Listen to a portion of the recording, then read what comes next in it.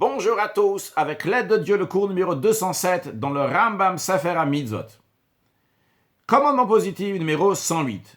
L'ordre qui nous a été enjoint des eaux de Nida, mais Nida, c'est-à-dire les eaux d'aspersion, il s'agit des eaux de source qui ont été mélangées avec les cendres de la vache rousse, qui sont aspergées sur la personne qui est en train de faire son processus pour se purifier. Il purifie d'une certaine manière ces eaux-là et il rend impur d'une certaine manière, comme ça va être expliqué dans les lois de cette mitzvah, dans les lois de la vache rousse. Maintenant, le Rambam nous dit, sache que les 13 sortes d'impuretés qui ont été citées donc, dans les commandements précédents, et le Rambam le rappelle brièvement, donc l'impureté transmise par le cadavre, l'impureté donc des shiratzim, des 8 reptiles qui rendent impurs, l'impureté de la nourriture qui devient impure, l'impureté de la femme qui a ses menstruations, donc la nida, l'impureté de la yolette de la femme qui a accouché, l'impureté d'un homme lépreux, l'impureté d'un vêtement qui est lépreux, l'impureté d'une maison qui est lépreuse, l'impureté du zav de la personne, d'un homme qui a eu un écoulement, l'impureté de la zava d'une femme qui a eu un écoulement, l'impureté de shirvat zera de l'émission séminale, l'impureté d'un mort, l'impureté des eaux d'aspersion qu'on est en train d'apprendre maintenant et comment ils rendent purs. Eh bien, toutes ces choses-là, le Rambam nous dit, c'est expliqué clairement dans la Torah.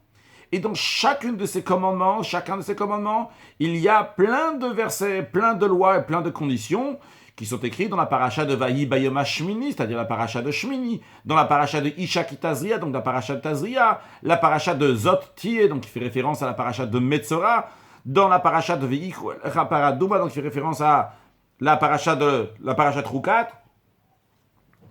Et ces 4 parachiotes qu'on vient de citer, ils ont plein de versets qui parlent donc de ces impuretés.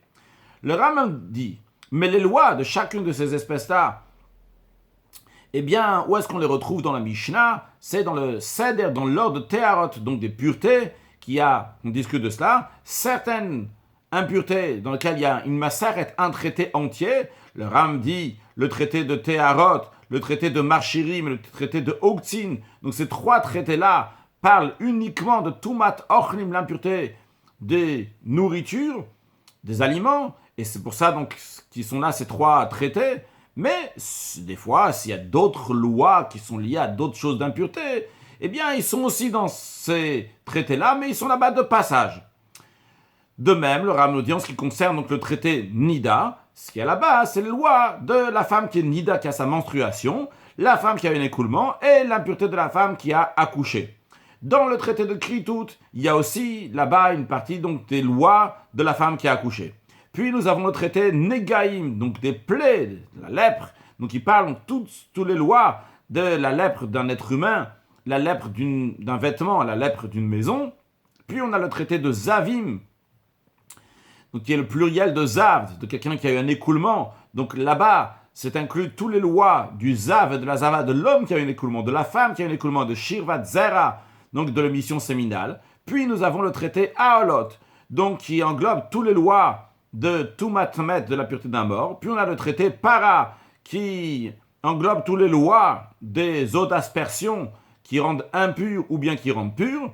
Le Rambam nous dit, en ce qui concerne l'impureté transmise par un cadavre et l'impureté transmise par les 8 reptiles, eh bien cela, il n'y a pas une massacre, il n'y a pas un traité particulier pour cela, mais les lois sont éparpillées dans plusieurs endroits de cet ordre-là, donc du Seder Teharot.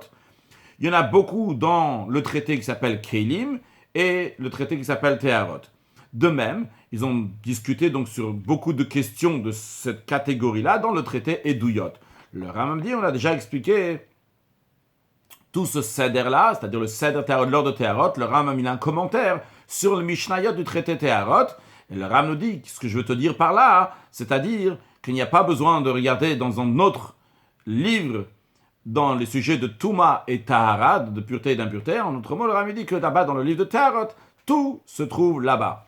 Le commandement positif numéro 101. L'ordre qui nous a été enjoint que l'homme va être lépreux. Il sera impur.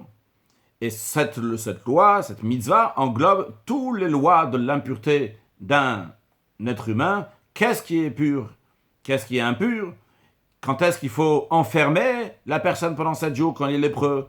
quand il n'y a pas besoin de l'enfermer. Ce qu'il faut faire certaines fois, lorsqu'on va l'enfermer, qu'on doit le raser, c'est-à-dire raser ce qu'on appelle le netek. Le netek, c'est une plaie donc de la tzara, de la lèpre, qui est liée avec le cuir chevelu ou la barbe. Donc, tiglachata netek, raser cette netek, qu'on apprendra dans le prochain cours, qu'il y a l'interdiction de raser certains poils qui sont autour de ce netek.